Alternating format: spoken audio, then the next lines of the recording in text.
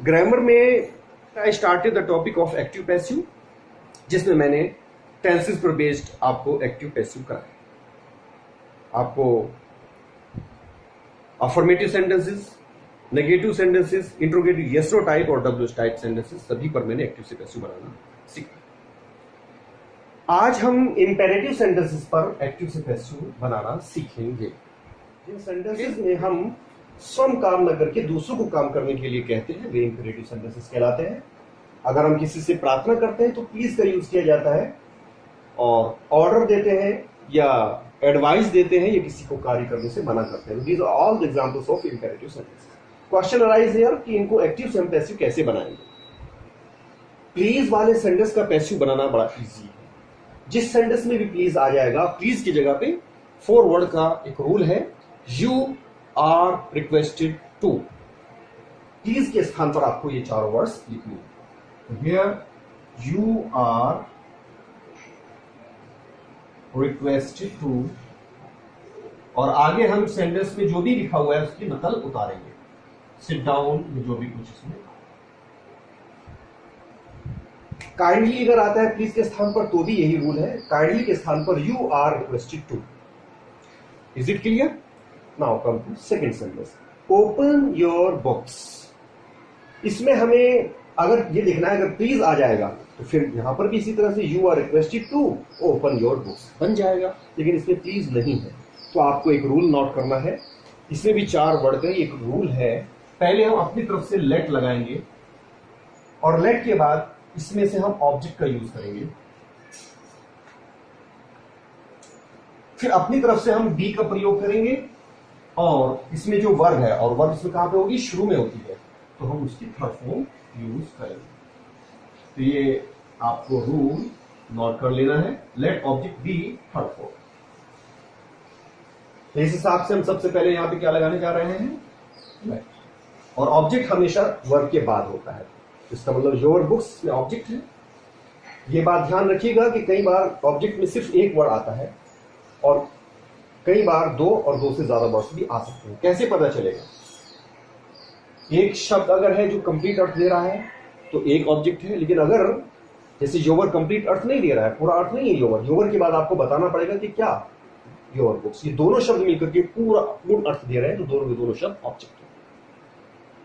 और अगर इसमें एक वर्ड और डाल दिया जाए, ओपन योवर न्यू बुक्स, तो योवर न्यू ये 2 मिलकर के भी कंप्लीट अर्थ नहीं दे रहे हैं, तो तीनों वर्ड मिलकर के ही पूर्ण अर्थ निकाल देते हैं योवर न्यू बुक्स। फिर हम तीनों वर्ड्स को ऑब्जेक्ट के रूप में लिखेंगे।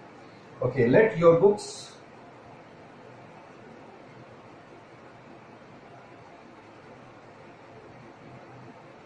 और फिर हमें क्या लगाना है? बी। ओपन की थर्ड फॉर्म ओपन। एक बात और ध्यान रखिए, अगर ये सेंटेंस काफी बड़ा होता है, open your books at page number 10, तो हमें घबराने की आवश्यकता नहीं है। हम सबसे पहले अपने रूल को लगाएंगे लेट, और इसमें ऑब्जेक्ट चूंकि वर्ब के तुरंत बाद होता है तो ये दोनों शब्द हमारे ऑब्जेक्ट के रूप में आ गए हैं, और फिर बी लगा करके वर्ब की थर्ड फॉर्म लगाएंगे, और इसमें जो भी एक्स्ट्रा वर्ड्स होंगे उनको एज इट इज नकल उतारेंगे। ओके, नाउ थर्ड सेंटेंस, इसमें डोंट का यूज हुआ है, तो डोंट लग जाने से अब इसमें एक चीज और हमें देखना है कि डोंट के बाद पहले प्लीज तो नहीं आया। अगर प्लीज का यूज इसमें भी हो जाएगा तो इसमें भी यू आर रिक्वेस्टेड टू, लेकिन उसमें डोंट का हमें नॉट बीच में लेना पड़ेगा, तो you are not requested to, ऐसे करके इसको बनाएंगे। लेकिन इसमें चूंकि प्लीज नहीं है तो सिंपल ये वाला रूल लगेगा। नॉट को हम बिल्कुल मिडिल में लेंगे, यानी लेट ऑब्जेक्ट नॉट बी और उसके बाद थर्ड फॉर्म। तो अब नॉट का जो यूज होगा इन 2 चीजों के बाद और इन 2 चीजों से पहले, यानी मिडिल में होगा। तो लेट के बाद इसमें ऑब्जेक्ट के रूप में मी है। ये बात ध्यान रखिएगा, जब हम मी को लेट के बाद लिख रहे हैं तो ये ऑब्जेक्ट वाले रूप में लिखा जाएगा। जैसे कि हमने एक्टिव से पैसिव बनाने में ऑब्जेक्ट को जब हम सब्जेक्ट के स्थान पर लिख रहे थे तो मी को हमने आई कर दिया था, बट यहां पर हम मी को मी ही लिखेंगे, क्योंकि लेट के बाद हमेशा ऑब्जेक्टिव फॉर्म यूज होती है। तो लेट मी, अब हम यहां पे नॉट का यूज करेंगे, नॉट, और उसके बाद में बी और डिस्टर्ब की third form disturb. Let me not be disturb, full stop. Imperative की 2 और सेंटेंसेस देखिए। Don't ask any question now. Student, जैसे कि अभी डोंट वाला मैंने बताया है let plus object plus not plus be plus third fourth, ये रूल है। बट इसमें ये वर्ड एनी आ गया है, इसको थोड़ा सा चेंज करना है। पहले आप लेट लगाएंगे और लेट के बाद में ये एनी जो शब्द है इसको लगाया जाएगा और इसके स्थान पर नो का प्रयोग करना है। अब डोंट का जो नॉट है वो एनी के अंदर आ गया और ये नो बन गया, तो लेट नो और उसके बाद क्वेश्चन दिया जाएगा, ये ऑब्जेक्ट है, लेट नो क्वेश्चन, और उसके बाद बी का यूज किया जाएगा और आस्क की थर्ड फॉर्म आस्क्ड लगाने के बाद में now, let no question be asked now. Okay, fifth, let us do it. ये लेट वाले जो सेंटेंसेस होते हैं ये भी इंपेरेटिव होते हैं, तो इनको हम पैसिव वॉइस में कैसे चेंज करेंगे? पहले लेट के स्थान पर हमें लेट एज इट इज लिखना है और उसके बाद ऑब्जेक्ट देखना है। ऑब्जेक्ट है इसमें इट, डू वर्ब है, तो वर्ब के बाद वाला जो शब्द होता है वो ऑब्जेक्ट होता है, तो हमने इसके बाद ऑब्जेक्ट लगाया। फिर वही बी का यूज किया जाएगा और जो वर्ब है उसकी थर्ड फॉर्म कर दी जाएगी, डू की थर्ड फॉर्म डन। उसके बाद बाई लगाइए और इसमें ये यहां पर जो भी ऑब्जेक्ट है, जैसे यहां पर अस का प्रयोग किया गया है, मी भी हो सकता है, हर भी हो सकता है, तो उसको हम यहां पे एज इट इज लिखेंगे। ये भी ऑब्जेक्ट वाले फॉर्म में है और यहां पर भी ऑब्जेक्ट वाले ही फॉर्म में लिखा जाएगा, इसको सब्जेक्ट नहीं बनाना है। तो let it be done by us. तो ये था इंपेरेटिव सेंटेंसेस पर एक्टिव से पैसिव वाला टॉपिक। फ्यूचर इंडेफिनिट टेंस पर एक्टिव से पैसिव बनाते वक्त मैंने मोडाल्स के रूल्स भी आपको बता दिए थे, बट फिर भी इन पर प्रैक्टिस कर लेते हैं। मोडाल्स में 13 ऑक्सिलियरीज होती हैं, will, would, shall, should, can, could, may, might, must और to, use to, need and dare, जिनमें से विल और शैल का यूज हम फ्यूचर टेंसेस में करते हैं। तो टेंसेस में आपने विल और शैल के साथ रूल ये सीखा था कि एक्टिव से पैसिव बनाते वक्त इनके बाद बी का प्रयोग किया जाता है। अब बची हुई जो 11 मोडाल्स हैं उनके साथ भी सेम यही रूल है कि आप इनके तुरंत बाद बी का प्रयोग करेंगे। जैसे कि यहां पे फर्स्ट सेंटेंस देखिए, she can lift this table. तो पहला तो काम हमें वही करना है कि ऑब्जेक्ट को सब्जेक्ट के स्थान पर लिखना है और सब्जेक्ट को ऑब्जेक्ट के, तो दिस टेबल शुरू में आ जाएगा सब्जेक्ट के स्थान पर। दिस टेबल के बाद इसमें मोडाल्स के रूप में यहां पे कैन का यूज किया गया है, हमें कैन के बाद पैसिव वॉइस में बी लगानी है और लिफ्ट की third form lifted, by she का हो जाएगा।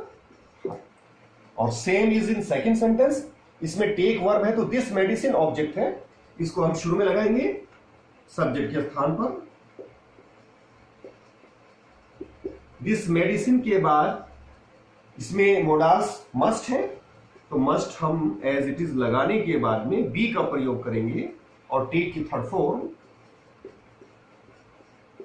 टेकन लगाने के बाद यू यहां पर बाय के बाद आएगा और बचा हुआ जो कॉम्प्लीमेंट है वो एज इट इज नकल कर लिया जाएगा रेगुलरली। तो इस दवाई को तुम्हारे द्वारा नियमित रूप से लिया जाना चाहिए। नाउ वन मोर सेंटेंस, इसमें कुड मोडाल्स है लेकिन कुड के बाद हैव का प्रयोग किया गया है। He could have written a letter, वह एक पत्र लिख सकता था। तो इसमें हैव लगने से ये परफेक्ट का इसके अंदर रूल है। तो परफेक्ट टेंसेस में मैंने आपको पैसिव वॉइस में बीन का प्रयोग सिखाया था, तो यहां पर हमें बीन लगाना होगा कुड हैव के बाद। ऑब्जेक्ट के रूप में ये लेटर सब्जेक्ट बन जाएगा। ए लेटर के बाद कुड हैव जो हमारी हेल्पिंग वर्ब दोनों लिखने के बाद में बीन और रिटन, इसमें ऑलरेडी थर्ड फॉर्म है, बाय ही का हो जाएगा इन। तो हैव लग जाने से यहां पे बी नहीं लगा रहे हैं हम, बीन, क्योंकि ये परफेक्ट वाला टेंस है और एक्टिव में भी थर्ड फॉर्म थी, पैसिव में भी हमें थर्ड फॉर्म ही रखनी है। स्टूडेंट, ये अफर्मेटिव सेंटेंसेस थे। नेगेटिव में अगर नॉट आता है कैन के बाद, तो यहां पर हम कैन के बाद पहले नॉट लगाएंगे और बी का प्रयोग बाद में। इसी तरह मस्ट के बाद नॉट यहां लगेगा कुड के बाद नॉट लगेगा और हैव बाद में लगेगा, तो पैसिव में हम इसी तरह से कुड नॉट हैव बीन का यूज करेंगे। इंट्रोगेटिव यस और टाइम में सेम वही रूल्स हैं जो आपको टेंसेस में बताए गए हैं। हेल्पिंग वर्ब्स जो है वो सब्जेक्ट से पहले आती हैं, तो पैसिव में भी हम पहले हेल्पिंग वर्ब ही लेंगे, उसके बाद ही ऑब्जेक्ट को लगाएंगे।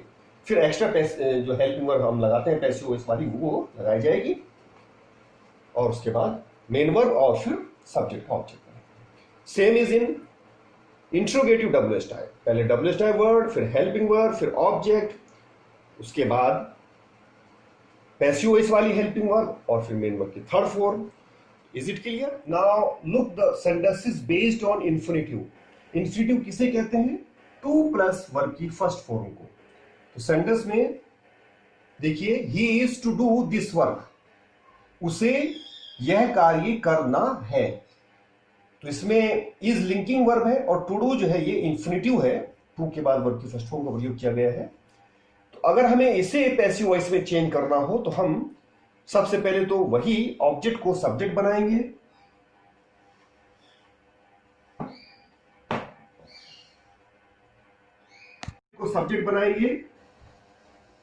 दिस वर्क, और उसके बाद जो हेल्पिंग वर्ब दी हुई है वो एज इट इज लिखने के बाद टू को भी हम लिखेंगे, और टू के बाद हमें फिर पैसिव वॉइस में बी का प्रयोग करना है, और डू की थर्ड फॉर्म डन हो जाएगी।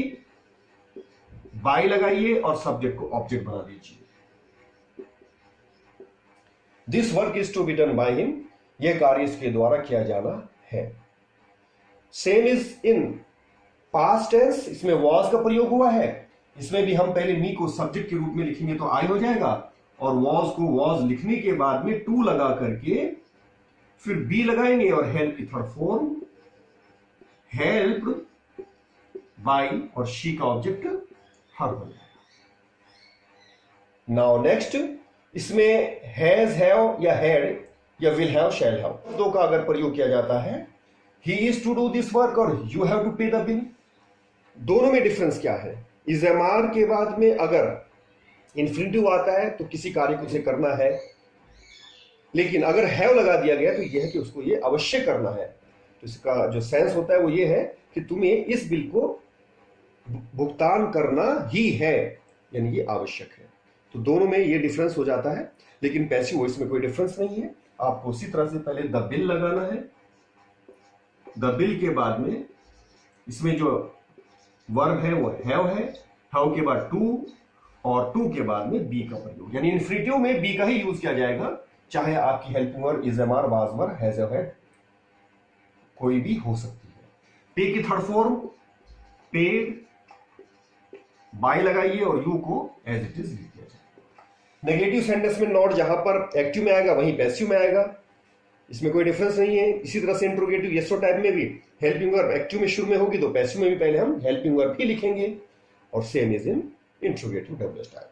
अभी आपको मैं कुछ और सेंटेंसेस बताता हूं। इट इज टाइम, यह समय है टू शट द शॉप, दुकान बंद करने का। टू शट यहां पे इन्फिनिटिव ही यूज किया गया है, लेकिन शुरू में यहां पे इट इज टाइम, ये एक फ्रेज है, इसको हम पहले एज इट इज लिखेंगे पैसिव वॉइस बनाते वक्त। इट इज टाइम के बाद अब पैसिव वॉइस बनाया जाएगा, शॉप को पहले लगाया जाएगा, परंतु एक प्रीपोजिशन यहां पे हमें फोर लगानी पड़ेगी ताकि सेंस सही बन जाए। It is time for the shop, और टू शट, ये इन्फिनिटिव वाला जो यहां पे रूल है, टू के बाद बी लगाने वाला, और शट को थर्ड फॉर्म में चेंज किया जाएगा जो शट ही होता है। तो it is time for the shop to be shut. तो ये फोर्थ सेंटेंस इन्फिनिटिव पर ही बेस्ड है। तो इस प्रकार इन्फिनिटिव के एग्जांपल्स कंप्लीट हो जाते हैं। नाउ ये कुछ डिफरेंट सेंटेंस मैंने दिए हैं। शी लाफ्ड एट मी, इसमें आप देखिए पास्ट इंडेफिनिट टेंस है लाफ्ड, लाफ्ड के बाद एक प्रीपोजिशन एट यूज की गई है। तो थोड़ा सा इसको आप देखिए, पैसिव वॉइस बनाने का रूल तो वही है, मी को पहले लगाएंगे आई हो जाएगा, और पास्ट इंडेफिनिट होने की वजह से वॉज का प्रयोग करेंगे, और लाफ की थर्ड फॉर्म लाफ ही लगाया जाएगा, और उसके बाद जो एट है वो हम खत्म नहीं करेंगे, एट जगह तो रहेगा। और पैसिव वॉइस में जो बाई लगाते हैं वो लगाने के बाद शी का हाँ। तो इसमें जो एक बात डिफरेंट आई है वो ये कि दो प्रीपोजिशन एक साथ रखे गए हैं, जबकि रूल के अकॉर्डिंग दो प्रीपोजिशंस को साथ नहीं रखा जा सकता। लेकिन ये एट जो है ये लाफ्ट से कनेक्टेड है, ये पूरा का पूरा फ्रेज है, इसलिए इस सेंटेंस में हम एट को खत्म नहीं कर सकते। Sentence number 2, I know him. No verb की फर्स्ट फॉर्म है यानी प्रेजेंट इंडेफिनिट टेंस। हिम को जब शुरू में लाएंगे तो ही हो जाएगा, और प्रेजेंट इंडेफिनिट में आप इज एम आर लगाते हैं तो इज लगाया। नो की थर्ड फॉर्म नोन। अब हमें रूल के अकॉर्डिंग बाय मी लगाना चाहिए, लेकिन यहां बाय मी ना लगा करके टू मी का प्रयोग करना है, क्योंकि नो के बाद बाय का यूज नहीं होता, टू का यूज करना पड़ता है। तो he is known to me, वह मेरा परिचित है, इसका ये सेंस है।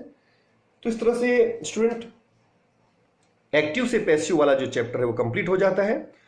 इसमें आपको रिवर्स भी आना चाहिए, यानी अगर पैसिव सेंटेंस दे दिया जाता है, आपको एक्टिव बनवाया जाए, तो आपको जो रूल्स आपने इसमें लगाए हैं उनको हम कैसे हटाएंगे, इसको बहुत ही ध्यान से प्रैक्टिस करनी चाहिए। बाकी हाफ ईयरली एग्जामिनेशंस के बाद में इस पर आपको और एग्जांपल्स पैसिव से एक्टिव के समझाऊंगा।